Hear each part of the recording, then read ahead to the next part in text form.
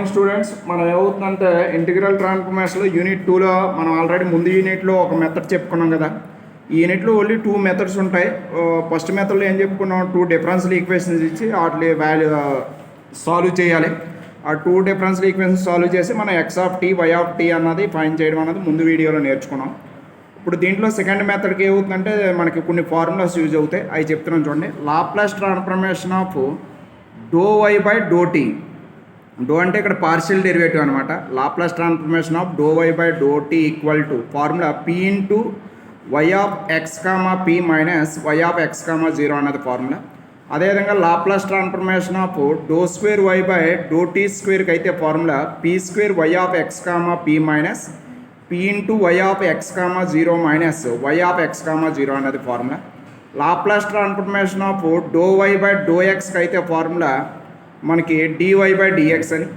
Laplace transformation of do square y by do x స్క్వేర్కి అయితే formula d square y by d x square అనేది formula. అదేవిధంగా Laplace transformation of y of x comma టీని మనం ఎలా రాస్తాం అంటే ఇక్కడ వై బార్ అని డినోట్ చేస్తున్నాం, y bar of x comma P అని. ఇది కూడా వై బార్లు. ఇప్పుడు దీంట్లో ఫస్ట్ ప్రాబ్లం ఏంటి ఇచ్చాడో చూద్దాం. ఒక ప్రాబ్లం చెప్తాను. Solve doe y by do x equal to 2 into doe y by do t plus y అని ఇచ్చాడు.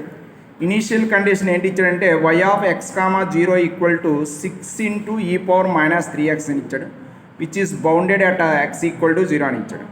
గివెన్ ఈక్వేషన్ రాసుకున్నాం doe y by do x equal to 2 into doe y by do t plus y అని. And initial condition కూడా రాసాం y of x comma zero equal to 6 into e power minus 6 అని. Given partial differential ఈక్వేషన్కి taking Laplace transformation తీసుకుంటే both side Laplace transformation of do y by do x equal to 2 into Laplace transformation of do y by do t plus దీని మొత్తానికి కదా Laplace transformation అంటే ఇది 2 constant ముందుకు రాస్తాం. Laplace transformation of do y doe t plus Laplace transformation of y అని రాసాం. ఇక్కడ పైన చెప్పుకున్నట్టు doe y by do x ఉన్నప్పుడు మాత్రం దేనికి ఈక్వల్ అవుతుందంటే d y bar by d x ఉంటుంది. డో వై బై డో టీకి అయితే ఫార్ములా కిందనే doe t with respect to t partial derivative అవుతున్నప్పుడు అయితే ఫార్ములా ఉంటుంది. విత్ రెస్పెక్ట్ టు ఎక్స్ అయితే ఏమవుతుందంటే ఫార్ములా డివైఆర్ బై డిఎక్స్ అన్నది. ఇది మీరు కొద్దిగా అబ్జర్వ్ చేయాలి. 2 into doe y by do t ఉన్నప్పుడు అయితే ఫార్ములా ఏమవుతుంది, doe y by do t ఉన్నప్పుడు మనం ఫార్ములా ఏంటి చెప్తున్నాం అంటే ఇప్పుడు మీరు జాగ్రత్తగా చూసినట్టయితే doe y by do t అన్నది ఫార్ములా నుండి మనం ఏం చెప్పుకోవచ్చు అంటే మనం ఇక్కడ టేకింగ్ లాప్లాస్ ట్రాన్స్ఫర్మేషన్ అని చెప్తున్నాం కదా.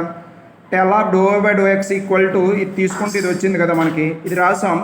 L of do y by do t అంటే ఫార్ములా రాసాం ఎంత, p y square y bar of x comma p minus y of x comma zero plus L of వైని సింపుల్గా మనం ఏమనుకున్నాం అంటే ఇక్కడ let L of Laplace transformation of y equal to y bar అని తీసుకున్నాం అవర్ కన్వీనియంట్. ఇది d y bar by dx equal to 2p into e formula రాస్తాం L of do y by do t formula పైన చెప్పుకున్న formula రాస్తాం.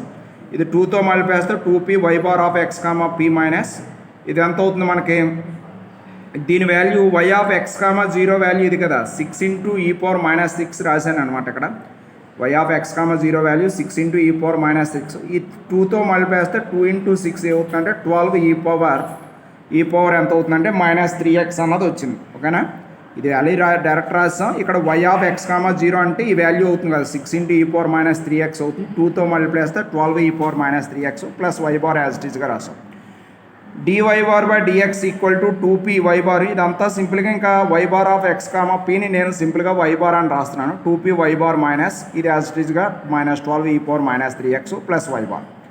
ఈ value అన్నది ఇటువైపు మనం తీసుకెళ్ళిపోయాం. ఏమవుతుంది 2p వై బార్లోని మనం ఏమవుతుందంటే ఇటువైపు తీసుకోవచ్చు. వై బార్ కామన్ తెస్తే 2p plus 1 into y bar అవుతుంది కదా.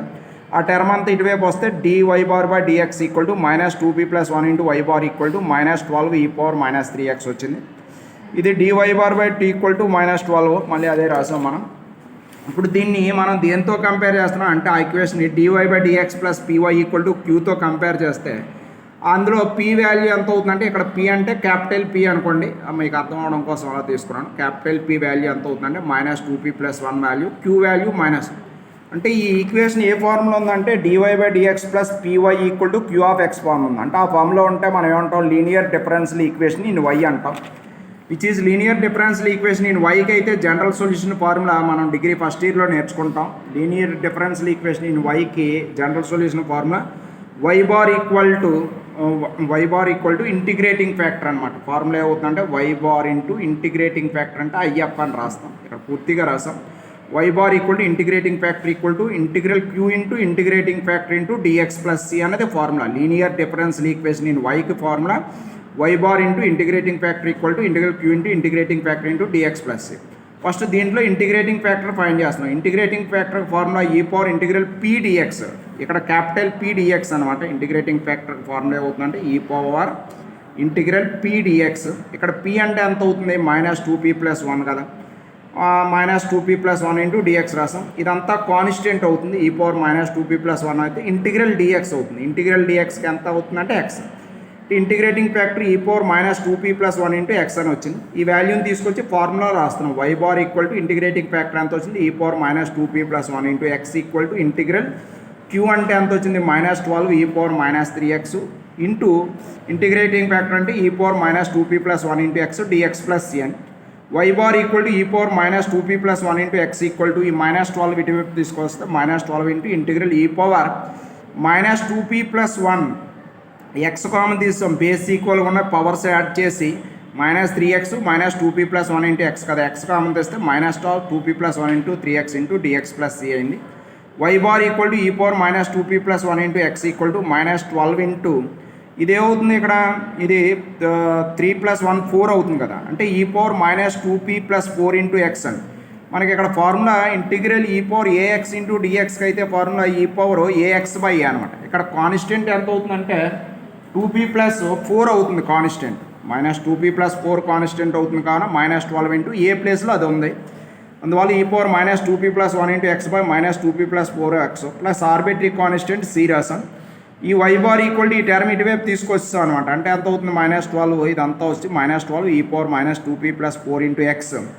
ఇది ఏమవుతుందంటే ఇది బోత్ సైడ్ ఈ పవర్ -2p+1 ఇంటూ ఎక్స్ ఉంది కదా, ఇటువైపు వచ్చేయడం అంటే బోత్ సైడ్ మనం దేంతో మల్టిప్లై చేస్తున్నాం అంటే e power +2p+1 into X. ఇక్కడ మైనస్ ఉంది కదా, ప్లస్తో మల్టిప్లై చేస్తే ఇక్కడ ఈ power -2p+1 into X into e power 2p+1x ఉంది అనుకో. బేస్ ఈక్వల్ ఉన్న పవర్స్ యాడ్ చేస్తే -2p+1x plus 2p+1 into X అంటే ఈ పవర్ 0 అయిపోయి 1 అయిపోయింది అనమాట. అందువల్ల ఇక్కడ ఏమవుతుందంటే ఈ power 2p+1x denominator as it ఈస్గా రాసాం. ప్లస్ ఇక్కడ సి కూడా మల్టిప్లై చేయాలి కదా, దేంతో మల్టిప్లై చేసాం, ఈ పవర్ +2p+1 ఇంటూ ఎక్స్తో మల్టిప్లై చేసాం. బోత్ సైడ్ రాస్తాం. వై బార్ ఈక్వల్ టు ఇది మళ్ళీ బేస్ ఈక్వల్గా ఉన్న పవర్స్ యాడ్ చేస్తే ఇది ఈ పవర్ 0 అయిపోయి 1 అయిపోయింది. అంటే ఏమవుతుందంటే ఇక్కడ ఈ డినామినేటర్లో minus into minus plus 2p+4 into ఇక్కడ ఏమవుతుందంటే మనకి ఇక్కడ క్యాన్సిల్ అయిపోతే ఎంత అవుతుంది, ఇది -2px ఈ పవర్ -2px ప్లస్ ఈ పవర్ 2px క్యాన్సిల్ అయిపోయింది. ఇది 4+1 ఎంత అవుతుందంటే 3 కదా, 4+1 ఎంత అవుతుందంటే ఇక్కడ ఇది -4 ఇది +1 ఇది యాడ్ చేస్తే బేస్ ఈక్వల్గా పవర్స్ యాడ్ చేస్తే మనకి ఎలా అవుతుందంటే ఈ పవర్ -2p ఇక్కడ +2px క్యాన్సిల్ అయిపోయింది. అలాగే ఈ పవర్ -4x ఇక్కడ ఏమవుతుందంటే ఈ పవర్ x ఉంటుంది. ఈ పవర్ -4x ఈ పవర్ x అంటే ఏమవుతుందంటే ఈ పవర్ -3x రాస్తున్నాను. ప్లస్ సి ఇది యాజ్ ఇట్ ఈజ్ రాసాం. వై బార్ ఈక్వల్ టు ఇందులో 2 కామన్ తీసి క్యాన్సిల్ చేస్తే 6/p+2 ఇంటూ ఇది యాజ్ ఇట్ ఈజ్గా రాసాం. ఇది కూడా యాజ్ ఇట్ ఈజ్గా రాసాం. ఇప్పుడు మనకి ఇక్కడ ఏంటి ఇచ్చాడు, బౌండరీ అట్ x>0 అని ఇచ్చాడు కదా. సిన్స్ x>0 అంటే ఏమవుతుందంటే వై బార్ ఈజ్ బౌండెడ్ అనమాట. వై బార్ ఈజ్ అన్నది ఏమవుతుందంటే బౌండెడ్ అవుతుంది. ఎందువల్ల అంటే మనకి x → ∞కి వెళ్ళిపోయింది అనుకోండి, x వాల్యూ ∞కి వెళ్ళిపోతే మనకి ఏమవుతుందంటే x వాల్యూ x>0 అంటే x వాల్యూ ∞కి వెళ్ళిన కొలది వై బార్ వాల్యూ అన్నది ఏమవుతుందంటే మనకి ఇక్కడ బౌండెడ్ అయిపోతుంది అనమాట. ఎందువల్ల అంటే x అన్నది x>0 అంటే x → ∞ కదా. x → ∞ ఇందులో వేసాం అనుకోండి, ఈ పవర్ -3 రాసాం అనుకోండి, ఎంత అవుతుందంటే 1/∞ అవుతుంది అన్నమాట. అంటే 1/e∞ వస్తుంది. అంటే మనకి 1/e∞ అంటే ఈ వాల్యూ 2కి 3కి మధ్యలో ఉంటుంది.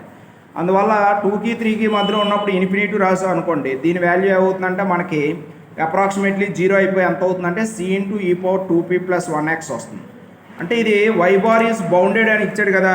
ఇది ఈ ఫంక్షన్ అన్నది బౌండెడ్ అవ్వాలి అంటే ఖచ్చితంగా ఏమవ్వాలి, ఇక్కడ ఇది ఇన్ కేసు ఈ వాల్యూ అన్నది ఏమవుతుందంటే ఎక్స్ ప్లేస్లో ఇన్ఫినిటీ వేస్తున్నప్పుడు ఈ వాల్యూ జీరో అయిపోతుంది, మీకు అది clear. Plus C into e power 2p plus 1 into X అవుతుంది. ఎక్స్ ప్లేస్లో ఇన్ఫినిటీ రాసాం అనుకో, ఈ power 2p plus 1 into infinity అంటే ఈ పవర్ ఇన్ఫినిటీ అవుతుంది. ఇక్కడ ఈ వాల్యూ 2కి 3కి మధ్యలో ఉంటుంది. 2కి 3కి మధ్యలో ఏదైనా ఒక వాల్యూ తీసుకుని దాని పవర్ ఇన్ఫినిటీ రాసాం అనుకో, అప్పుడు ఇన్ఫినిటీ అయిపోతుంది అనమాట. ఈ టర్మ్ అన్నది ఏమవుతుందంటే ఇన్ఫినిటీ అయిపోతుంది ఎక్స్ ప్లేస్ అని.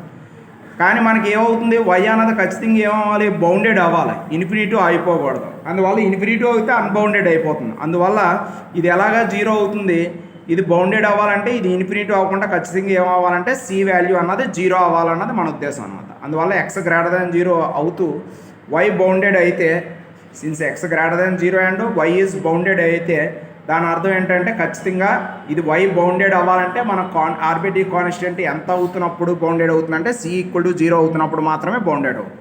అందువల్ల మనం సి ఈక్వల్ టు జీరో తీసుకున్నాం. Y bar equal to 6/p+2 into e power -6. ఈ టర్మ్ అంతా జీరో అయిపోయింది. ఇప్పుడు ఎల్ ఆఫ్ వై బార్ అంటే ఎంత అనుకున్నాం, ఇక్కడ రాసుకున్నాను కదా already. L of y bar అంటే L of y Laplace transform y అన్నది వై బార్ అనుకున్నాం. కావున వై బార్ అంటే ఎంత రాస్తున్నాం అంటే ఎల్ ఆఫ్ వై అని రాస్తున్నాం, equal to 6/p+2 into e power -3x. ఇప్పుడు ఈ ఎల్ అటువైపు వెళ్తే ఇన్వర్స్ అవుతుంది కదా, అంటే ఏమవుతుంది, ఎల్ ఇన్వర్స్ ఆఫ్. ఇందులో మనం లాప్లాస్ ట్రాన్స్ఫర్మేషన్ ఓన్లీ పీలికి మాత్రమే చేస్తాం. ఇక్కడ 6 ఇంటూ ఈ పవర్ -3xలో ఎక్కడ పీ టర్మ్ ఇన్వాల్వ్ లేదు, కావున అది కాన్స్టెంట్ కింద తీసుకున్నాను నేను. 6 ఇంటూ ఈ పవర్ -3కి పోతే L inverse of 1/p+2. Y of t equal to 6 into e power -3 equal to, ఇక్కడ ఎంత రాయాలి, పీ ప్లేస్లోని p-2 రాసుకోవాలి. అంటే ముందున ఎంత రాయాలని చెప్పాం, ఈ పవర్ -2 రాసుకొని ఇక్కడ పీ ప్లేస్లో p+2 రాసాం. అప్పుడు +2 -2 క్యాన్సిల్ అయిపోతే మనకి ఏమవుతుందంటే ఎల్ ఇన్వర్స్ ఆఫ్ 1/p అవుతుంది. L inverse of 1/p value అంతా 1. అందువల్ల 6 ఈ power -3x into e power -tt into 1 వచ్చింది. ఇది వై ఆఫ్ టీ వాల్యూ అన్నమాట. ఈ విధంగా మనం ఏమవుతుందంటే మనం ఇంటిగ్రల్ ట్రాన్స్ఫర్మేషన్లో సెకండ్ యూనిట్లోని మనం ఫస్ట్ మెథడ్లో చెప్పినప్పుడు 2 డిఫరెన్షియల్ ఈక్వేషన్స్ ఇచ్చి సాల్వ్ చేయడం అన్నది ఒక మెథడ్. ఇక్కడ ఏమవుతుందంటే మనకి ఈ ఫార్ములాని యూజ్ చేసి అలా Laplace transformation ∂y/∂t, Laplace transformation of ∂y/∂x ఫార్ములాని యూజ్ చేసి ఒక మెథడ్ ప్రాబ్లమ్స్ ఉంటాయి. ఈ 2 మెథడ్స్ మీరు ప్రిపేర్ అయితే మనకి పబ్లిక్ ఎగ్జామినేషన్లో ఈ 2 మెథడ్స్ నుండి 15 మార్క్స్ వస్తాయి.